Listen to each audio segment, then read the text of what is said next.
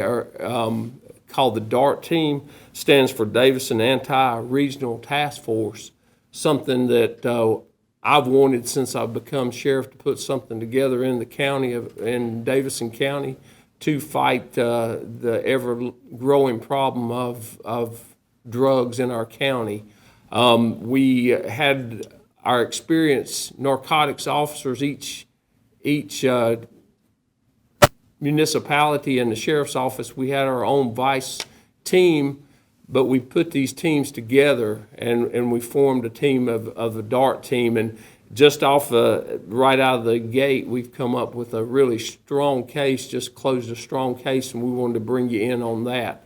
But I'd like to invite Sheriff Carter to speak on his actions of this, and we'll tie this case in and tell you what we've got on the first case. Just want to say thank you to the members of the press for being here.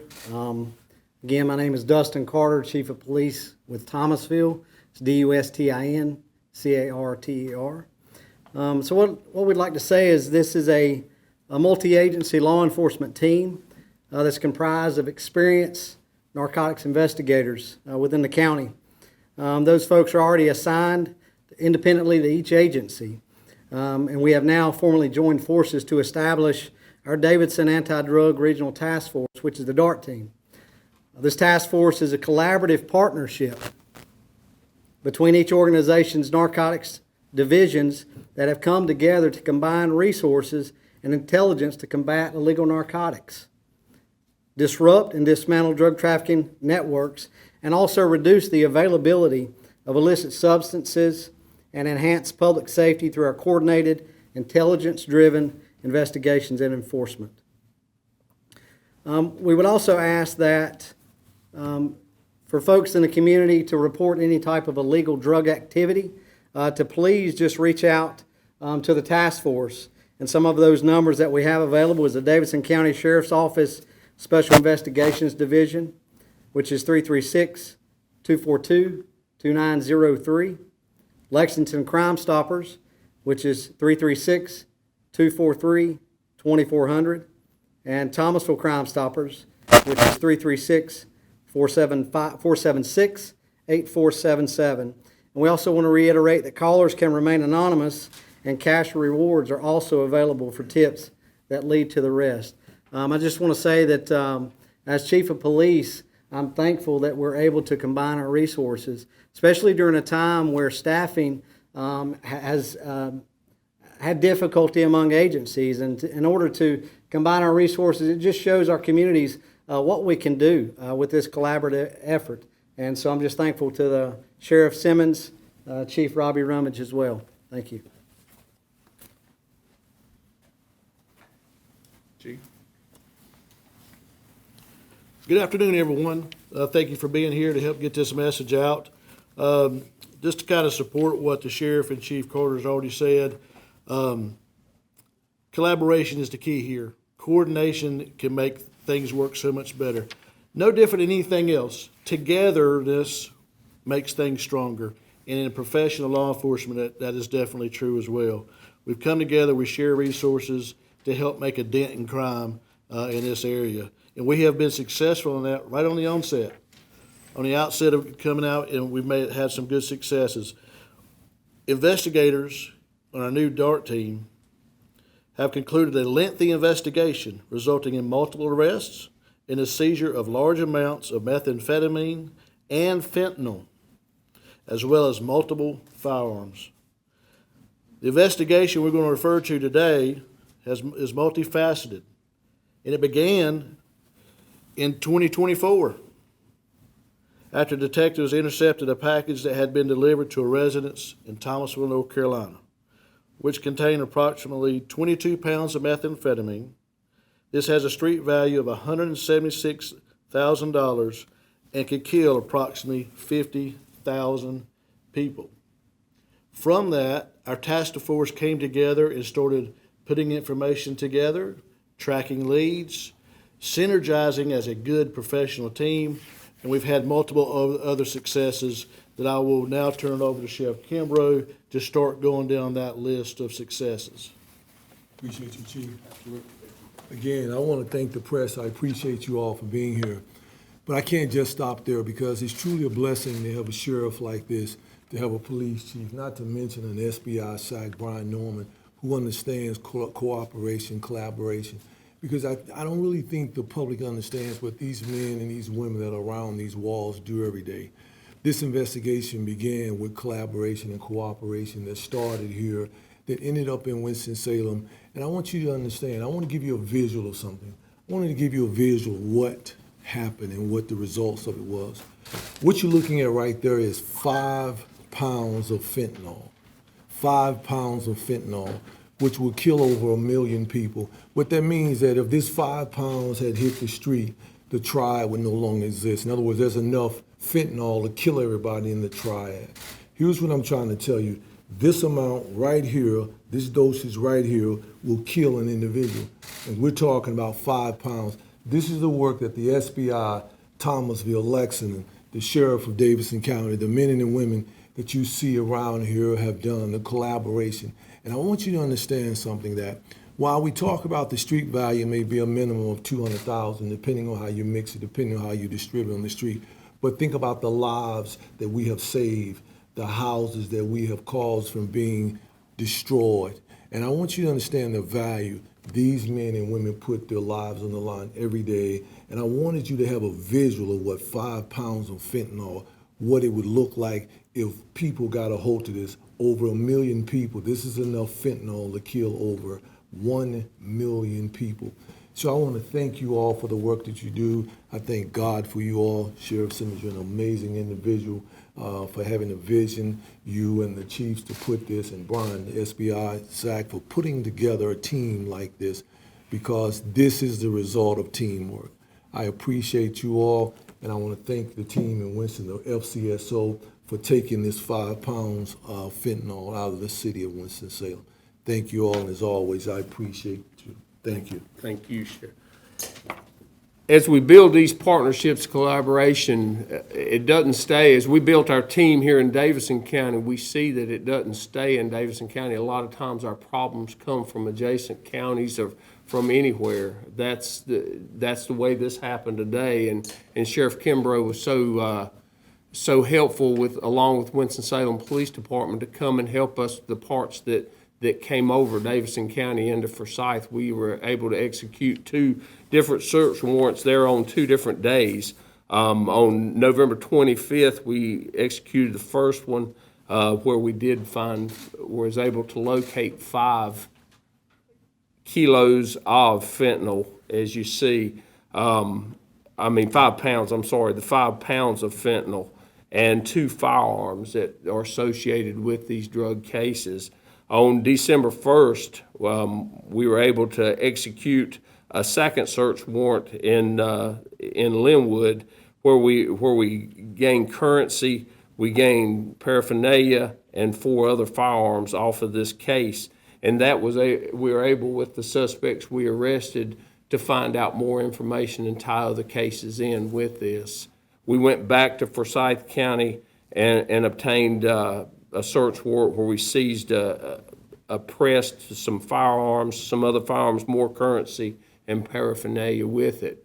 But it's able to build these cases and stop even more cases, even more suspects. We were able to arrest 3 suspects out of this, one being Michael D'Angelo Jones, age 49, Mary Wilson, age 45, and Curtis Muscat of 43. These suspects are now off the streets, not able to stay in this process, but we're also, our task force is going to continue to grow stronger. In all, we have seized 5 pounds of fentanyl, 22 pounds of meth, several firearms, and it goes on, and this will continue to build. We want you to have faith in this. We do better when we all work together. Great things happen from this, and to get a visual of what it does, what the dangers of these dangerous drugs are. I'm very thankful for each chief here, thankful for you, Chief, and thankful for the SBI working with us.